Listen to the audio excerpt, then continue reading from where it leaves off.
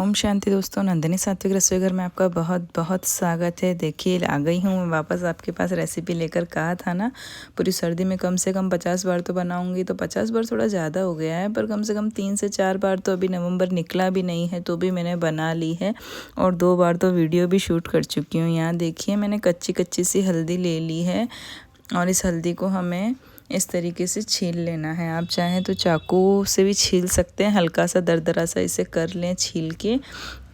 पता है पिछली बार जो मैंने हल्दी बनाई थी ना, वो मैंने बनाई थी तेल के अंदर, जो गट्टे के रूप में बनाई थी। इस बार हम हल्दी बनाएंगे किसकर और घी के अंदर हम इसे बनाएंगे, क्योंकि पहले मैंने तेल में इसलिए बनाई क्योंकि घी सबके लिए कंफर्ट फूड नहीं होता है, इसलिए मैंने इस बार इसको घी में बनाई, क्योंकि हल्दी की तासीर गर्म होती है और घी से हल्का सा ठंडा कर देता है। और वैसे भी ये तो सब बहाने हैं, बाकी हम मेन राजस्थान से हैं, तो मारवाड़ साइड में अगर आप चले जाएंगे ना, तो जोधपुर, जैसलमेर, बाड़मेर, इस तरफ क्या होता है ना, हल्दी को घी के अंदर ही खाया जाता है, और एकदम हांडी में बनाकर, चूल्हे पर बनाकर खाया जाता है, क्योंकि इसका स्वाद ही अलग होता है। पर यहाँ चूल्हा तो मैं कहाँ से ही लाऊं, इसलिए हम इसे गैस पर ही बनाकर तैयार करेंगे। और कई बार ना क्या होता है कि इसका मेन कारण मेरा ये है, कई बार क्या होता है कि हर सब्ज़ी लोगों को लगता है कि हम बिना लहसुन प्याज के नहीं बना सकते, और वैसे तो मैं तो बिना लहसुन प्याज की सारी ही सब्ज़ी बनाती हूँ मोस्टली, और सब सुपर बहुत टेस्टी बनती है।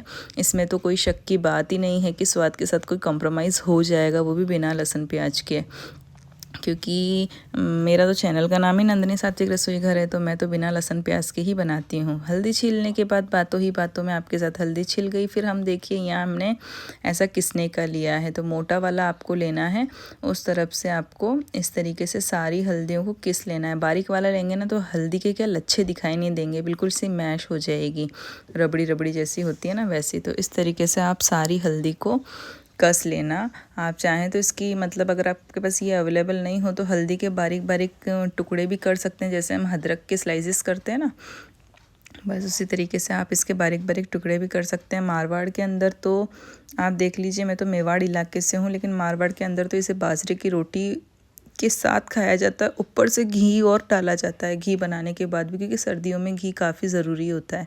ये देखिए इस तरीके से मैंने इसकी सारी लच्छेदार निकाल ली है सारी। इस तरीके से करीबन मैंने ये आधा किलो ली थी, इसमें से मैंने थोड़ी बचा ली है, क्योंकि खाने वाले तो हम 2-3 जने ही हैं।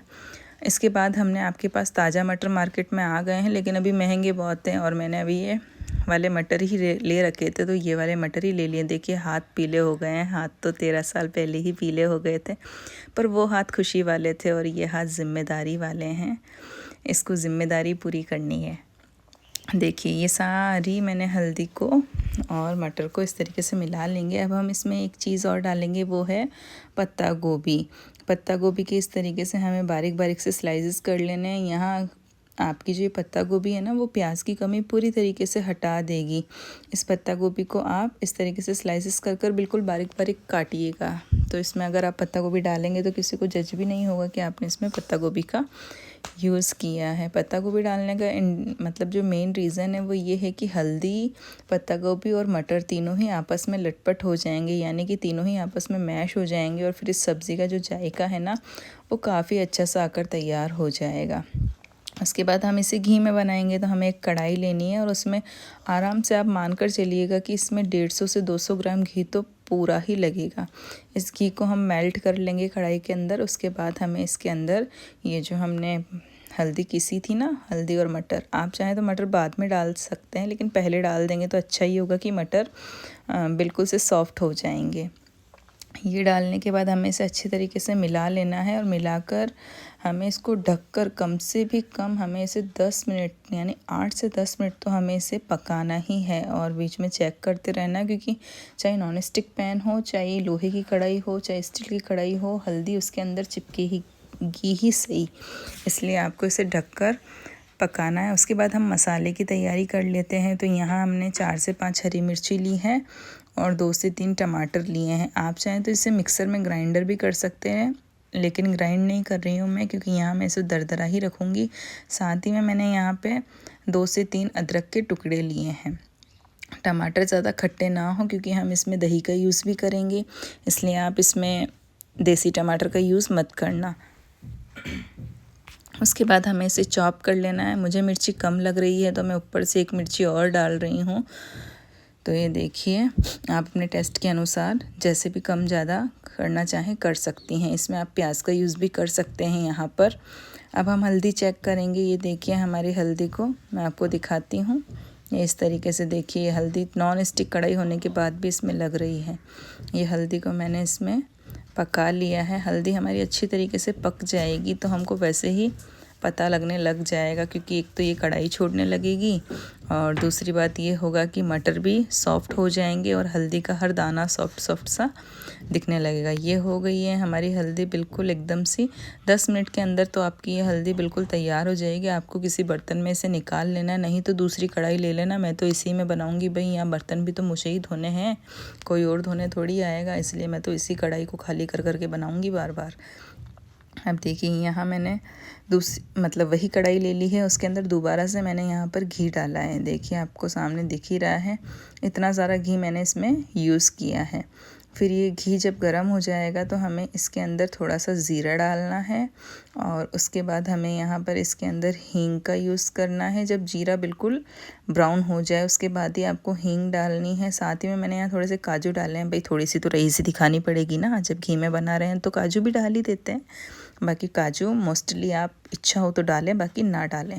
उसके बाद यहाँ हमें सारा जो हमने मसाला बनाया है ना, हरी मिर्ची टमाटर अदरक का, वो मसाला डाल लेना है और हल्का सा पानी डालकर इसे पका लेना है। जब ये प्रॉपर्ली पूरी तरीके से पक जाएगा तो हमें इसमें जो पत्ता गोभी है ना, वो भी इसी के साथ डाल देनी है। ये पत्ता गोभी में हमने इसके साथ डाल दिया। अब जब पत्ता गोभी भी पक जाएगी, जितने हम मसाला तैयार करते हैं, तो यहाँ देखिए मैंने 2 से 3 चम्मच ताज़ा दही लिया है। खट्टा दही मत लेना, नहीं तो सब्ज़ी का टेस्ट बिल्कुल बिगड़ जाएगा, है ना। दही लेने के बाद हमें इसमें 2 चम्मच हरा धनिया डालना है, 2 चम्मच लाल मिर्च डालनी है, 1 चम्मच भुना हुआ जीरा डालना है, 1 चम्मच जीरा डालना है, आधा चम्मच गरम मसाला डालना है।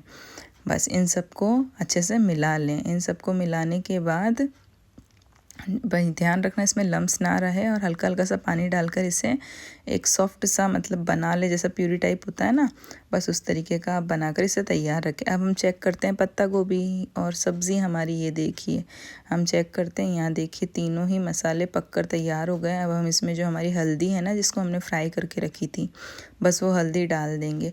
देखिए इस वीडियो को पूरा तरीके से डिटेल में बताने का काम मेरा ये नहीं है कि मैं आपको बोर कर दूँ या वीडियो को इतना लंबा कर दूँ।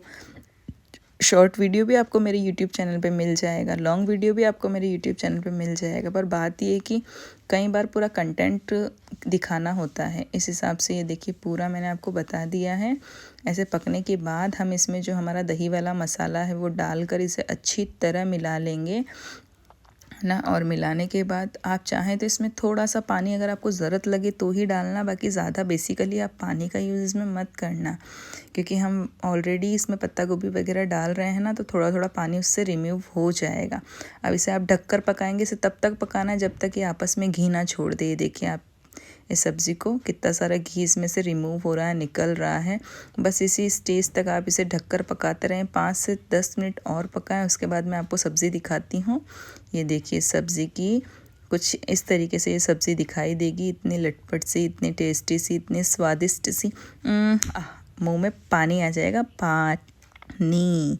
और ऊपर से डालेंगे हम इसमें हरा धनिया और करेंगे हम गरम गरम इसको सर्व। आप चाहें उसके साथ सर्व करें रोटी, चावल, बाजरे की रोटी। बस ये देखिए बनकर गर्मा गर्म तैयार है और इस तरीके से आप खा सकते हैं, खिला सकते हैं, लोगों के मुंह से तारीफ़ सुन सकते हैं।